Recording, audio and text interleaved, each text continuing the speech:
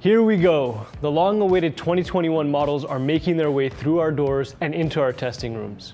Among those we've tested are the Neo QLEDs from Samsung's lineup, the QN85A and the QN90A.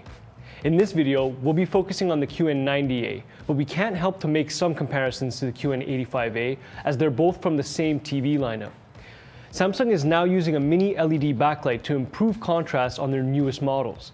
These are the first Samsung TVs to utilize mini LED, and we found this TV in particular to perform really well across the board. Let's get on with the video. Hi, I'm Adam, a tester here at Ratings.com, where we help you find the best product for your needs. First, we'll look at the design, inputs, and smart features of the QN90A, and then move on to the picture quality. Afterwards, we'll look at the motion handling, briefly go over sound quality, before finishing with our verdict. We tested the 55-inch Samsung QN90A variant, and for the most part, we expect our review to be valid for the 65-inch, the 75-inch, and the 85-inch variants available in North America. The 50-inch model seems to have an IPS panel, so we expect it to perform differently. In Europe, the Samsung QN90A may perform slightly differently because Samsung's European lineup is slightly different. If you'd like to skip straight to our test results, then see the links in the description below.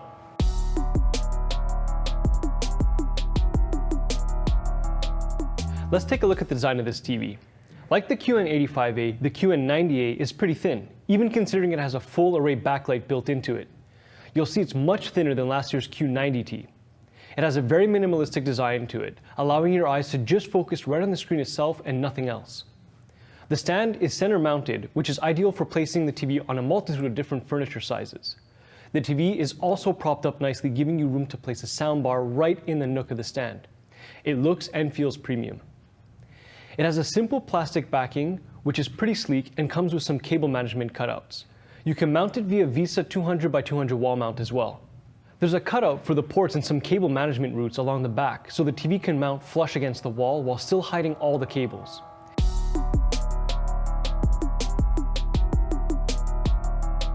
Next, let's check out the smart features and interface. We were impressed with the snappiness of the OS this year, as it feels even smoother and quicker than previous models. The App Store also contains a large collection of apps. They run smoothly as well. Unfortunately, there are some ads that can't be disabled, and this is fairly common with most TV manufacturers today. The remote is similar to what we've seen before with other high-end Samsung TVs. It has shortcut buttons to popular streaming services, and there's a built-in voice assistant, which uses Bixby. Bixby can change inputs and picture settings, and it can search YouTube, but not other apps like Netflix. Open YouTube. You can also change the voice assistant by going into the settings menu and choosing between Alexa, Bixby, or even Google Assistant. For our purposes, we test the smart features by using the default Bixby voice assistant. What's new is this remote doesn't use disposable batteries. Instead, it has a USB-C port that you can charge the built-in battery inside. It also has a solar panel that helps recharge the battery, which is pretty cool.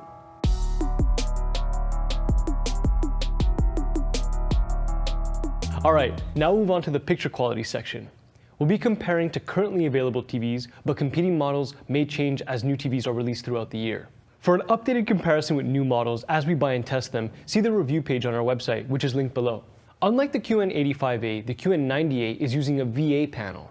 Like most VA panels, the contrast ratio here that we tested was excellent. What you'll get is nice dark blacks, not inky though like you would get on the OLEDs. So we test two types of contrast, native and contrast with local dimming on. The native contrast scored 3510 to 1, which is lower than that of the VA panels we've tested like the Sony X900H, for example. This is mainly because Samsung is using an ultra-wide angle layer to help with viewing angles. When we measure native contrast on all TVs, we measure while local dimming is disabled. In the special case of Samsung, we can only turn local dimming off by going into the service menu and manually disabling it. Samsung doesn't have an option to turn off the local dimming on the user-facing side of the settings menu. Most of you will only experience it with local dimming on, as intended by the manufacturer. Samsung is pretty confident in the performance of their local dimming. We do have to give them credit though, because with local dimming on, the contrast ratio is high, 26,534 to 1, based on our testing on our specific checkerboard pattern. It's important to note that we measure the contrast ratio with the TV in movie mode. Alright, let's dive deeper into the local dimming performance. Local dimming is a way for LED TVs to improve the contrast ratio in dark scenes by dimming backlight zones. This makes blacks appear deeper than they normally are without the feature on, improving the overall picture quality. This is especially important during HDR content because it helps boost the highlights and make them brighter. Overall, the local dimming is great, and head-on, it does a convincing job. There is some black crush in scenes like the star field, and there's noticeable blooming around small, bright objects, along with subtitles.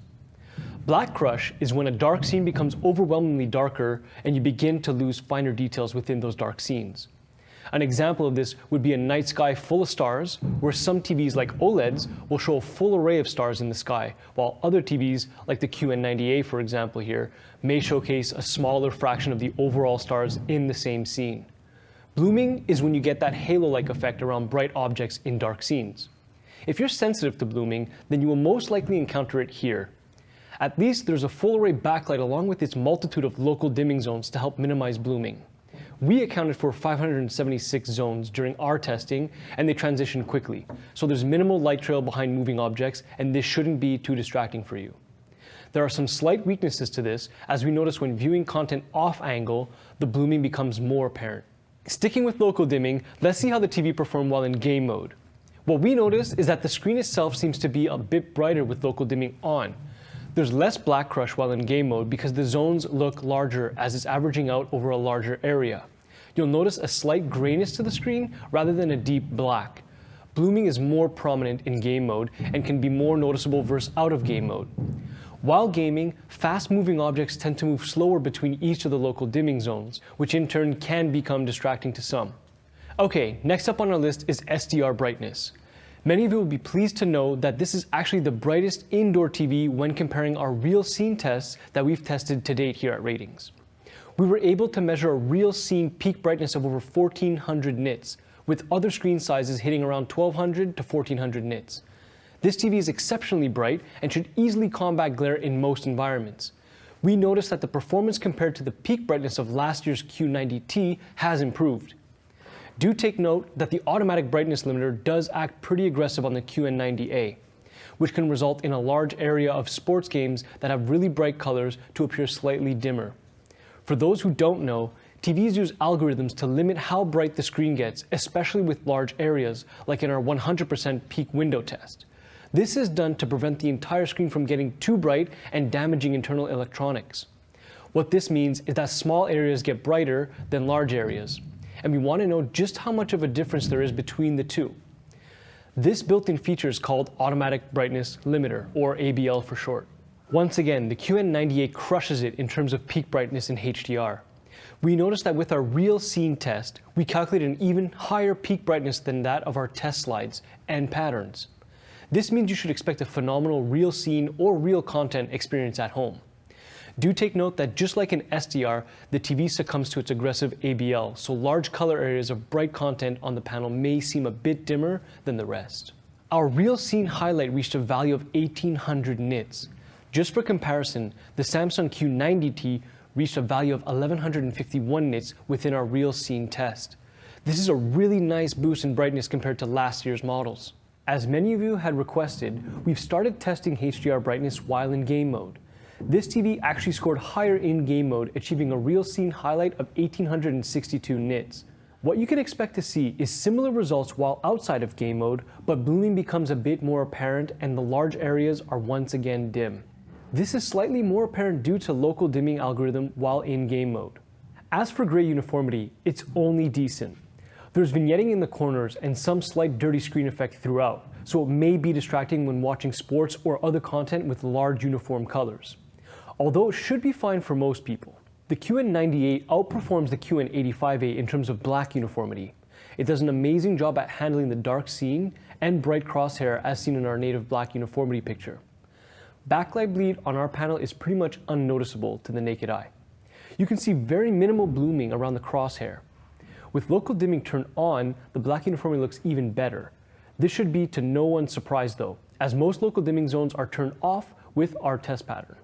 Alright, now for viewing angles. This is one of the only areas where the QN85A slightly outperformed the QN90A. Our QN90A has decent viewing angles thanks to Samsung's ultra-wide viewing angle technology.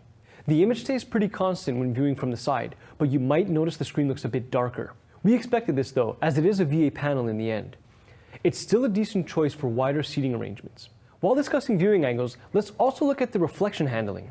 Samsung is using an extra layer that disperses light better to help with the viewing angle, as I mentioned before. This extra layer seems to also give off a weird rainbow reflection effect, which you can see in our example over here. Some can find this more distracting, while others may not mind it. Overall though, the reflection handling is superb, and it will do an amazing job at combating glare. Moving on to color reproduction, we found the QN90A to be extremely accurate out of the box. Against our SDR target, colors are very accurate and it tracks our 2.2 gamma curve very well. Color accuracy can vary unit to unit, but since this is among the highest scoring TV for pre-calibration we've come across, it bodes well for other units. If you'd like to see our post-calibration settings, then be sure to check out the full settings page here. Now let's look at color gamut, which is the range of colors a TV can display. A wide gamut is important for HDR content, so you can see all the vivid colors and hues that are often used with HDR. The QN90A has a very wide gamut, covering almost 95% of the DCI-P3 color space. This is great for HDR, so you can have a saturated image that really pops. For gradient handling, the TV does a pretty good job. Gradient handling is how finely different colors that are similar can be displayed. If a TV performs poorly with gradation, you'll notice banding in scenes with gradients, such as a sunset. With the QN90A, there is some banding in the reds, greens, and blues, although not enough to be distracting to most people. If you want to improve gradients, you can set noise reduction to auto in the menu, but this runs the risk of possibly losing fine detail. Before we touch motion, if you aren't already, and if you like our content, subscribe to our channel and click on the notification bell to be notified for our next videos. This allows our channel to grow. Also, check out our website for the full review over here.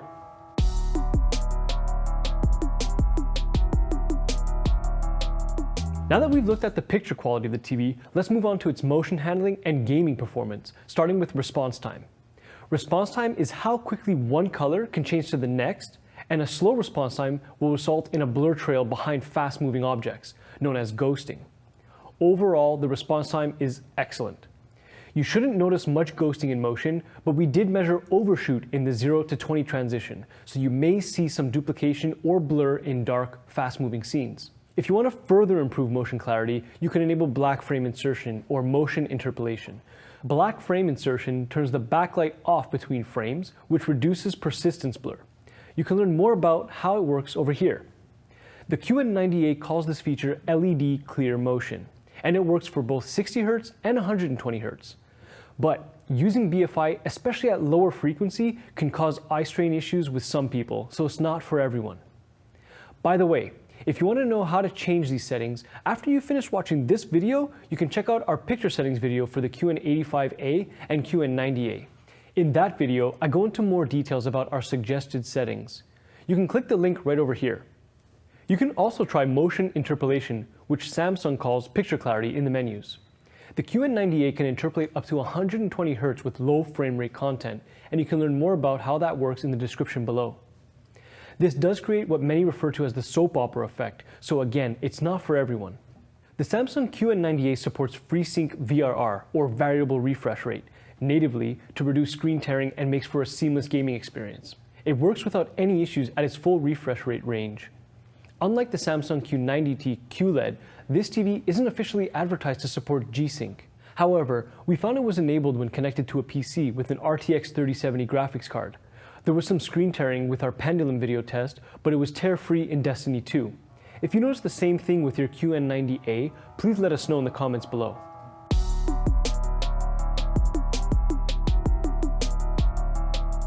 In the port cutout, you'll find 4 HDMI ports, with port number 4 being the HDMI 2.1 and the others being HDMI 2.0.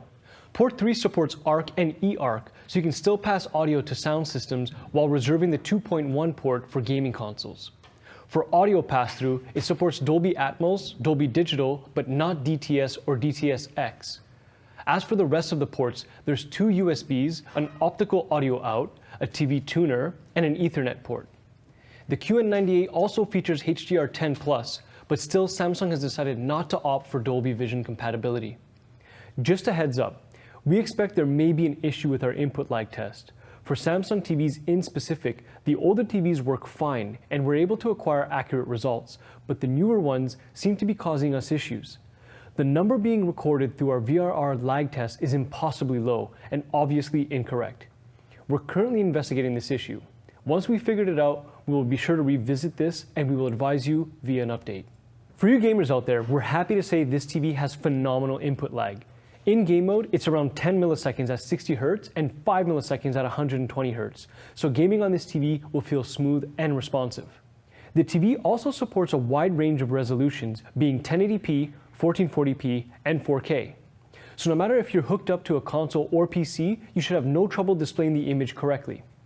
Although, do take note that it can't display 1440p at 120 Hz, images with proper 444 chroma subsampling, but you should be fine at 60 Hz.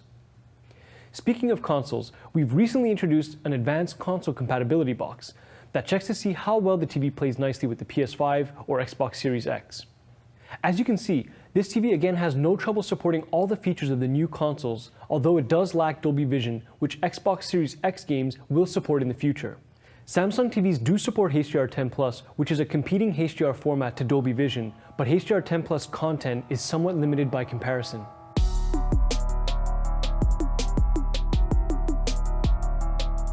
Briefly, I'd like to mention the sound quality of the built-in speakers on the QN90A. For a TV of this caliber, there are better options out there. Most audio enthusiasts or those who would be affected by the sound quality will most likely be investing in a soundbar or speaker system. You can check out our reviews for soundbars by clicking the link in the description below.